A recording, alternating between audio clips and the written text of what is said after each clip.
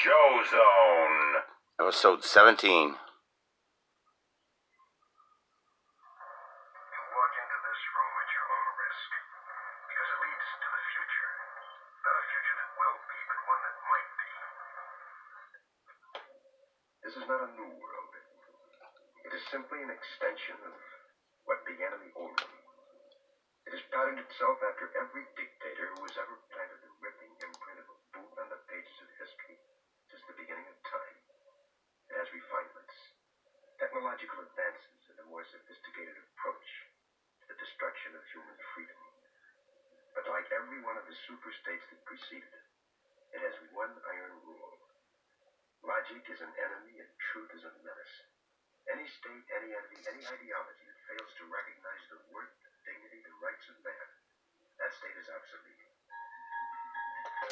Do you feel confident in your COVID team that they'll be able to vaccinate 50 million Americans in the first 100 days? Or are you all afraid of taking your oath outside?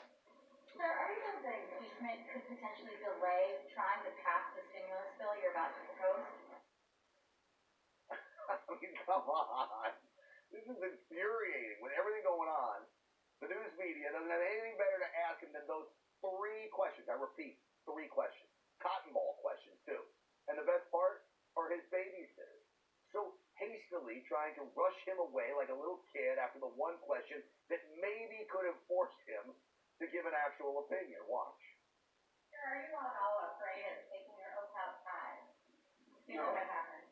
Hey, thank you. Let's go. Wait, I got these, because I haven't seen these guys in a long time. Thank you. Let's go. Wait, I got these, because I haven't seen these guys in a long time. Wait, don't rush me away yet. He still refuses to give his opinion on impeachment. He refuses to say anything about big tech censorship. He still refuses to say if he wants to pack the Supreme Court. So here's a question. How in the world did a guy with zero opinion get elected as president? And if you suffered through the entire 5 minutes, you had to have noticed the craziest part. So I'll be announcing Thursday, laying out the plan, COVID operation up and running. I'm a Republican colleague from the mass. I think it's irresponsible compared to exactly how much I'm looking for a half day on dealing with the impeachment and half day getting my people nominated. So seriously, there he is getting a vaccine, and he's coughing up a storm into his hands. No more coughing into your hands. So this is what America needs right now. Crashing around us, and we get a confused old guy who's coughing into his hands and can't answer questions. This next clip is from the very first Joe Zone, recorded October the 23rd, 2020. It looks like history continues to repeat itself with Joe, because he's in the Joe Zone. Well, here's Joe, who's lowering his mask in order to cough into his hand, which, I don't know. I don't think you're supposed to do that, Joe. But, that's Joe for you. He's in the Joe Zone. He's in the Joe Zone, the Joe Zone. So when you're in the Joe Zone, maybe you don't know that you're not supposed to do that. But, So let's see. See, he's already got it down. So this clip here is not exactly the way I want it, and I'm borrowing it from another show just because I just did, because I can. So he coughs in his hand. There it is, folks. Okay, let's move on. I'm going to throw in a couple of older clips.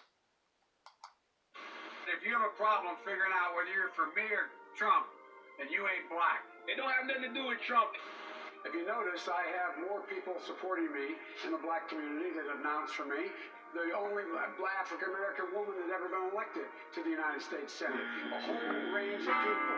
My point is true. The other one is here. I have a record that is second to none. The NAACP's endorsed me every time I've run. The world, come on. The NAACP does not endorse candidates for political office at any level. How many unsafe bridges you still have here in the state of Iowa? And I was just in Ohio because they have more. It is important that island of bad spoken, but look, I love this place. Look, what's not to like about Vermont in terms of the beauty of it, and what a neat town. Look, tomorrow's Superstar Tuesday, and I want to thank you all. I tell you what, I'm rushing ahead, aren't I? Good afternoon, everyone. Welcome to Kingswood Community Center. Actually, that's the one down I used to work. That's a joke. It's not a joke. Where we were anyway. Business is realizing they've got a price in the carbon. They have to price in the price of carbon, and so there's so much. I think. Anyway, look. One more question here. Is it too late to address the climate change? Well, I'm so glad to hear you talking about that as eloquently as you do, Joe. Well, I'm so glad to hear you talking about that as eloquently as you do, Joe.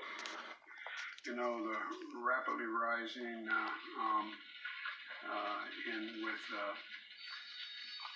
I don't know. We cannot let this. We've never allowed any crisis from the Civil War straight through to the pandemic of 17, all the way around 16. We have never let our democracy take second fiddle. We can both have a democracy and elections, and at the same time correct the public health. COVID has taken this year, just since the outbreak, it's taken more than 100 years. Look, here's the lives. When you think about it, we have to take care of the cure. That will make the problem worse no matter what. I tell you what, I'm so darn proud. And those poor people who have lost, anyway. Have you been tested for some degree of cognitive decline? I've been tested and constantly tested. Have you taken a cognitive No, test? I haven't taken a test. Why the hell would I take a test? Wait, you're getting nervous, man. No, probably best I don't. Well, Democratic presidential candidate Joe Biden is getting attention for using a teleprompter before answering a voter's question. There's 60 million Americans saying that they would vote for a union today. And I would like to know, what will your administration do to help give them that chance? Thank you. Let's move it up here. You know, there used to be a basic bargain in this country. Workers shared in the wealth their work helped create. You're used to seeing your political leaders be able to do the Q&A off the cuff. Look, one of the things that that I think is really important is that we somehow put that back on. There's somehow that we're in a situation where we work together. In addition to that,